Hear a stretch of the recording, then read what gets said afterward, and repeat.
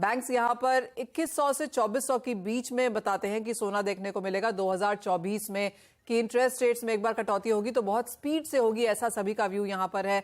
आपको क्या लगता है भारतीय बाजारों के लिहाज से सोना अब कहां रह सकता है अगले साल, अगर इसी पीरियड की बात की जाए? देखिए, फिलहाल तो जो पॉलिटिकल टेंशन बना हुआ है उसकी वजह से प्राइसेस तो बिल्कुल ऊपर जाने वाले हैं, क्योंकि ये पॉलिटिकल टेंशन जल्दी ईज होता हुआ मुझे नजर नहीं आता।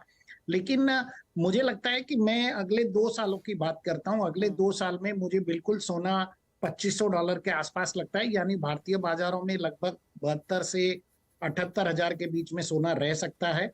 और जहां तक इसकी डिमांड है, तो डिमांड तो कंटिन्यूअसली रहने ही वाली है। और यदि किसी को भी सोने में निवेश करना है या ज्वेलरी खरीदनी है, तो उसे कभी भी 1 या 2 साल का हॉरिजन नहीं बनाना चाहिए, उसके बारे में नहीं सोचना चाहिए।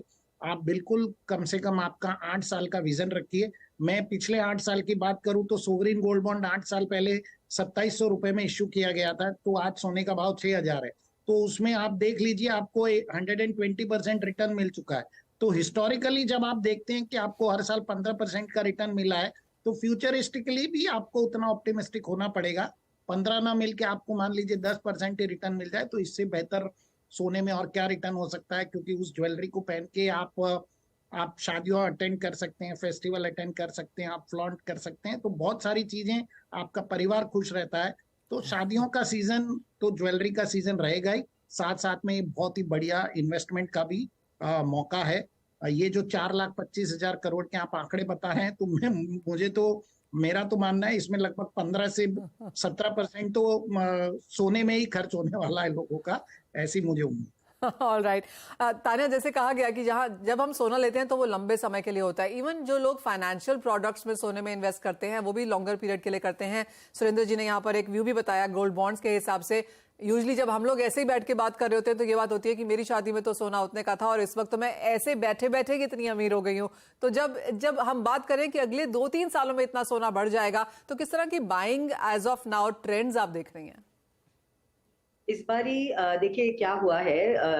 एक तो जो 2 साल बाद की जो चीज है वो एक अलग बात है, वो बहुत ज्यादा एक्सपेक्टेड है और बहुत ज्यादा it gives a lot of push to the gold, so much so कि एक नया डेमोग्राफिक ऑल टुगेदर आ गया है। अगर आप देखें तो ज्यादातर ब्रांड इस टाइम पे they are coming up with light weight jewellery. वो light weight jewellery existing gold customer के लिए नहीं है, जिसको शादी के लिए भारी चाहिए तो वो तो ले ही रहा है।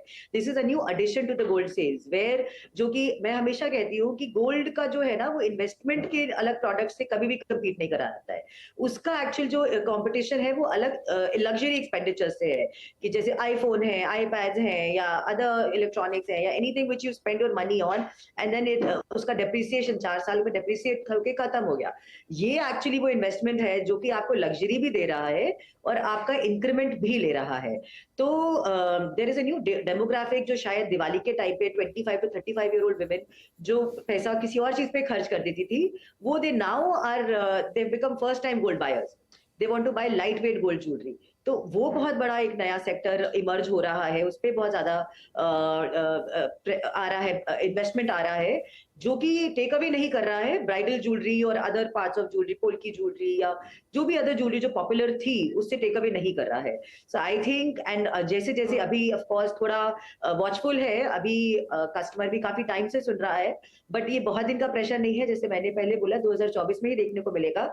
अभी सिर्फ ये डॉलर ने पोजीशन बनाया, प्रेशर बनाया हुआ है, बट बहुत जल्दी most of the pundits are trade, you know, they bearish about the long stand of dollar.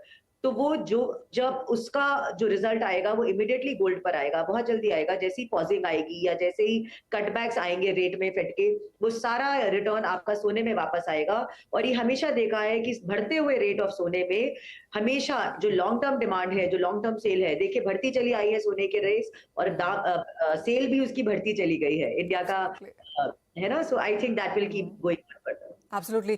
Surendra ji, मैं पहले किसी से बात कर रही थी, ये एसेट क्लासेस मुझे हम लोग डिस्कस कर रहे थे और किसी ने मुझे कहा क्या ही बड़ी बात है कि 1900 पे है सोना, क्योंकि 12 साल पहले भी 1900 पे था, उसके बाद फिर से अब 1900 पे आ गया। उसमें देखिए बाकी एसेट क्लासेस कहाँ चले गए हैं। तो इंटरनेशनल मार्केट्स में हम शायद घूम फिर के इन अ डेकेड उस लेवल पे फिर से आए हैं, लेकिन भारतीय बाजारों में रुपया 10 और 12 साल पहले कहाँ था और अब कहाँ पर है, और कितना फायदा इंडियंस ने उस हिसाब से उठाया है, वो एक अलग स्टोरी है।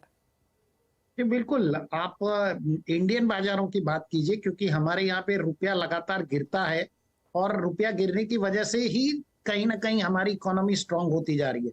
बिकॉज हम एक डेवलपिंग इकोनॉमी है, हम रुपए में बहुत ज्यादा एप्रिसिएशन एक्सेप्ट नहीं कर पाएंगे, क्योंकि उससे हमारा एक्सपोर्ट अफेक्ट होगा। तो रुपया गिरने वाला ही है।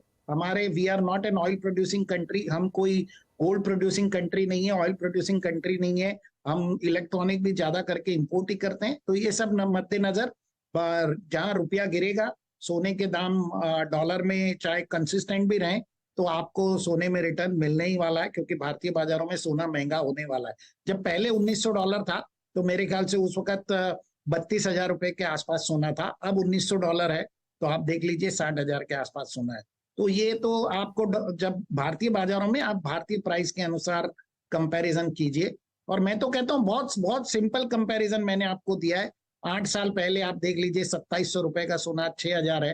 तो ये तो कमोडिटी मार्केट है। कमोडिटी मार्केट तो आपको हिस्टोरिकली आपको उसको देखना पड़ेगा। और जैसे आपने कहा कि मेरी शादी में सोना कितना था और अब कितना हो गया, तो वही वही प्रक्रिया आगे भी चलती रहेगी और हर महिलाएं ऐसे कहती रहेगी और लोग सोने में निवेश करते ही रहे। Absolutely debate